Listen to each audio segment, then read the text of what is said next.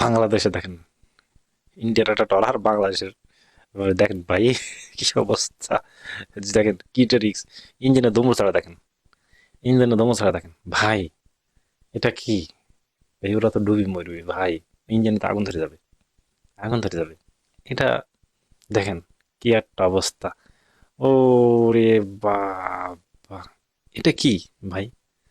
এইটা দেখেন বাঙালির ইট পাটকেল মারে, ইট পাটকেল মেরে কি অবস্থা দেখেন।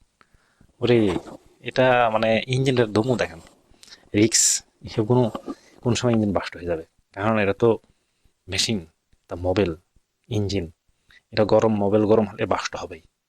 এটা জীবনের রিক্স, এই রিক্স নি। দেখেন ইঞ্জিনের কি ধমটা দেখেন, মামি ও মামা, ওরে ভাই, এ রে, দেখেন কি একটা অবস্থা, ধমু দেখেন।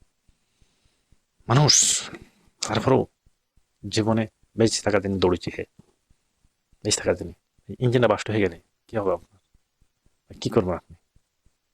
এই পাবলিক বোঝে না, পাবলিক বোঝে না, পাবলিক না বোঝার কারণে আজকে এই অবস্থা। দেখেন কি ধুমু ছাড়ছে, এসে কোনো হলো মানে যে রিক্স, এই রিক্সের ভেতরে মানে এত রিক্স নেওয়া ঠিক আছে, এত রিক্স নেওয়া ঠিক না। বেশি আরেকটা আসছে এই যে এইটাই মানে তাড়া দিছে, এটা তাড়া দিছে এই জন্যে, এটা মানে বাংলাদেশের নৌবাহিনীর, এটা বাংলাদেশের নৌবাহিনীর।